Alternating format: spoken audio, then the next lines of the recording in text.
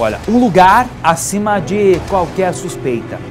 Espaço normalmente alugado, então, para a realização de festas na região do loteamento Belmonte, aqui em Cascavel, conhecido inclusive pelo fluxo de pessoas diferentes, mas desta vez ninguém que estava ali se divertia.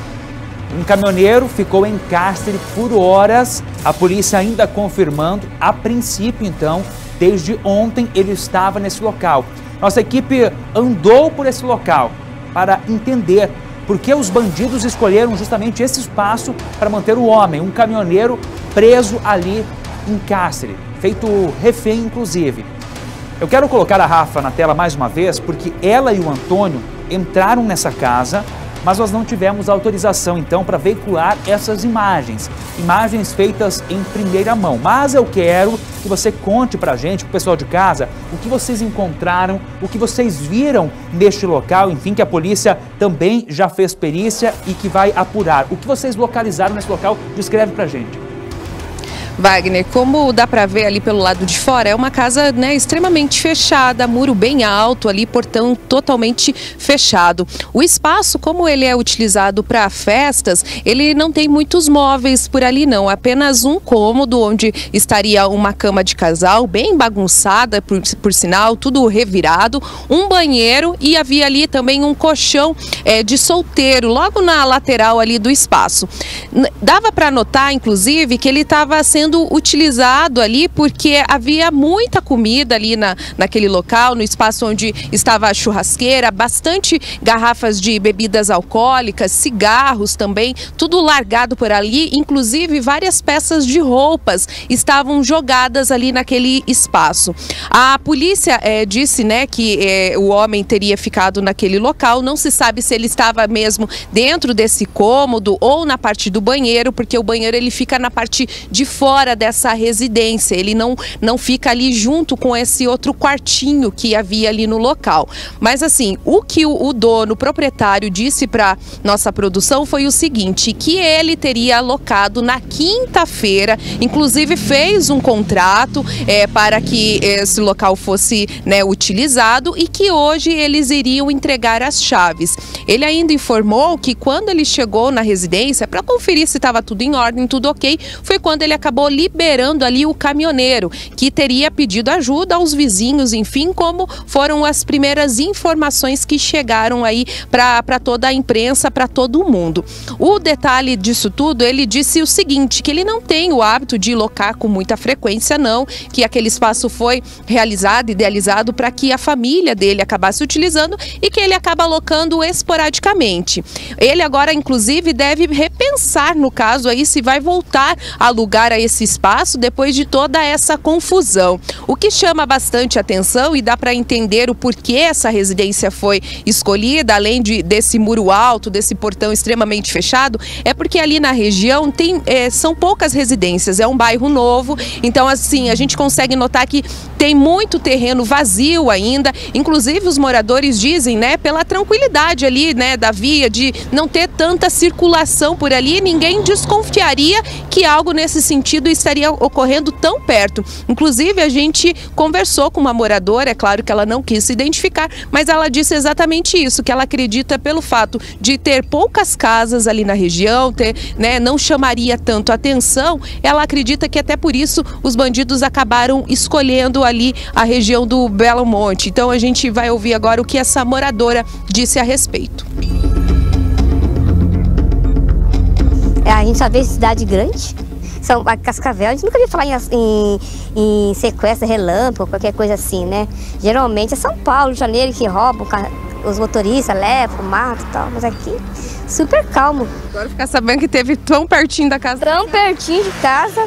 É bom até a gente prestar mais atenção, porque a gente, né, sai de manhã, sai às 6 da manhã, tá escuro, a gente vai trabalhar, a gente é tão calmo que a gente nem malicia para ter alguém sondando a gente aí, né? 6h54, agora eu quero fazer contato com o Raul Stanásio e Ivonei Cardoso, que estão na 15ª SDP. O Raul que vem acompanhando toda essa movimentação também durante a tarde. Conta pra gente, Raul, como que foi a chegada desse motorista e de que maneira a polícia está conduzindo a investigação nesse momento. Wagner, tem investigação ainda acontecendo, começou inclusive, né, agora há pouco, segundo a própria delegada Ana Palodetto, ela informou que não teremos tantas novidades ainda assim sobre esse caso, tanto hoje e talvez nem amanhã ainda, tá? Porque esse inquérito teve início, a perícia ainda está acontecendo justamente para montar esse quebra-cabeça, tá? O motorista do caminhão, ele que foi feito refém, acabou de deixar aqui a 15ª Subdivisão Policial, ele que foi ouvido hoje no finzinho da tarde, começo da noite, pela equipe do GDE, Grupo de Diligências Especiais, ele foi liberado, um conhecido dele veio agora há pouco buscar ele aqui, né, e levar para um local seguro, levar para uma residência. Então ele acabou de deixar aqui o local, tá? No momento do resgate dele, ele estava bastante desnorteado, tá? Palavras desconexas, enfim, estava passando mal naquele momento. Então ele foi levado primeiramente por uma equipe do SAMU até uma unidade de pronto atendimento, uma UPA, aqui na cidade de Cascavel. Depois que ele melhorou, então já umas 3 horas da tarde, 4 horas da tarde, mais ou menos nesse horário, ele foi trazido para cá por guardas municipais e aí ele foi ouvido. Ele já estava bem, saiu caminhando até mesmo da viatura. Tanto ele quanto o proprietário da casa alugada pelos bandidos estiveram aqui então sendo ouvidos, tá? O motorista, ele relatou que estava há aproximadamente 2 dias, né, nessa residência como refém, mas a doutora Ana disse que esse assalto teria acontecido ontem e que completamos agora há pouco 24 horas deste crime. Ela disse que é bastante normal o motorista ter se confundido nestas datas, pois estava bastante desnorteado. Ele contou o seguinte, Wagner, uma outra informação, que ele estava carregado com farelo de soja, tá? Ele veio do Rio Grande do Sul carregado com farelo de soja, descarregou em Toledo, estava com o caminhão vazio vindo a Cascavel, aqui em Cascavel. Ele carregaria mais uma vez a carreta e na sequência voltaria para o estado de origem, o estado do Rio Grande do Sul. Contou que estava na rodovia BR-467, depois do contorno oeste, quase chegando na Jorge Lacerda. Já aqui na cidade, ele foi abordado então pelos criminosos, ele foi rendido, feito refém, os bandidos levaram o caminhão dele, um caminhão graneleiro, uma Scania, levaram e deixaram esse homem no loteamento Belmonte, numa casa, né, numa casa de eventos, aliás, onde são, né, feitos eventos, uma casa específica, enfim, deixaram ele lá como refém, tá? Ele contou que ele estava em um colchão, ele permanecia num colchão, ao lado desse colchão um pequeno bidê. Essas são as informações dele. E diz que hoje pela manhã, então os bandidos disseram, olha, nós vamos deixar você aqui, nós vamos embora dessa casa e daqui a um tempo, 40 minutos aproximadamente, você pode pedir por socorro. Ele esperou esse tempo, quebrou uma janela, começou a gritar por socorro. Foi quando alguns populares então escutaram esses gritos de socorro e uma viatura da Guarda Municipal passava pelo local quando foi abordada por populares dizendo, olha, daquela casa ali ouvimos pedidos de socorro. Os guardas então foram até aquele local, né, conseguiram entrar e aí resgataram esse homem. Como eu já disse nessa participação, ele foi levado no primeiro momento por uma equipe do SAMU até a UPA, pois não estava nada bem, bastante abalado, e depois trazido aqui para a 15ª, onde já foi ouvido, tá? Então todo esse caso segue sendo investigado, segue sendo acompanhado especificamente pelo GDE, Grupo de Diligências Especiais. Inclusive, nesse momento, ainda há peritos, tá, tentando montar esse quebra-cabeça. E claro que qualquer informação, novidade, a gente volta a informar. Mas neste momento, então, a gente ressalta que o motorista já está bem, bastante abalado, preferiu ainda não gravar entrevistas, conversou com a gente em off, mas disse que não quer gravar entrevistas porque foi bastante ameaçado pelos bandidos. Mas acabou de deixar aqui a 15ª, uma pessoa conhecida dele, veio buscá-lo nesse momento. Agora há pouco, inclusive, Wagner.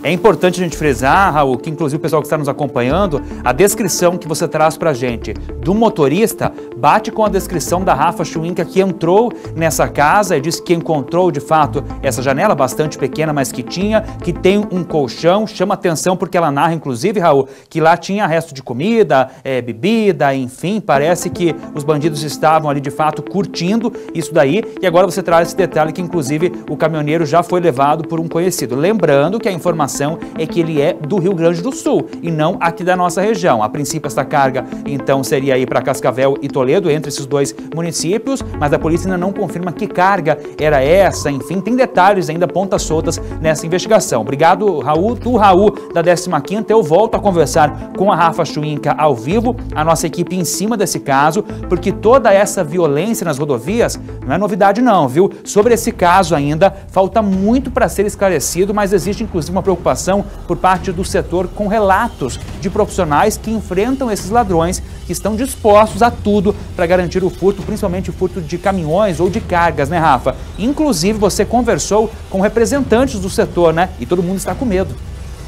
Tá com medo e como você bem lembrou, né, não é somente o veículo, o caminhão que acaba sendo visado. Muitas vezes, algumas cargas, elas aí acabam realmente sendo o alvo. Inclusive, ele comentou com a nossa equipe o seguinte, que o que tem se tornado frequente é o fato de, principalmente as empresas, aí as transportadoras, estarem investindo em tecnologia, em aparelhos para trazer mais segurança, principalmente esses veículos que acabam transportando as cargas que são mais visadas. Na nossa região, ele comentou que seriam aí a questão de milho, soja, que são cargas ali que acabam sendo bem visadas por esses bandidos. Mas é claro que tem a questão aí também dos veículos que acabam sendo furtados, roubados, enfim, e que isso, é claro, que traz muito receio. Ele disse, inclusive, que os caminhoneiros, eles têm trabalhado da seguinte forma, eles conversam entre eles para trazer mais segurança. Local de parada, esse é um dos pontos. Algumas regiões, eles já não fazem no horário noturno, porque realmente acaba tendo essa preocupação. Olha só que o Antônio Ruiz diz a respeito dessa insegurança que os caminhoneiros estão sentindo já há algum tempo. Hoje os motoristas, eles têm o seu canal de comunicação, né? E no momento que isso ocorre, que você tem o roubo do veículo ou o próprio roubo da carga, eles comentam em determinada região não transitar no período da noite ou tomar cuidado em alguns postos de combustível que venha fazer o pernoite, porque assim, eles temem, né, a questão da insegurança. Hoje a gente tem muito essa questão da insegurança nas estradas, então as empresas pensam muito nisso, porque hoje a gente tem algo que não tem valor, que é a vida. Então, quanto mais eles se comunicarem e poder alertar os companheiros de estrada, para nós é muito importante. E claro que a gente segue acompanhando, lembrando que a gente já procurou autoridades que representam o setor, enfim, sindicato, e todo mundo preocupado. Nesse episódio de hoje, faltam coisas a serem esclarecidas, mas o sindicato que representa a categoria, inclusive, dizendo que essa preocupação ela é antiga.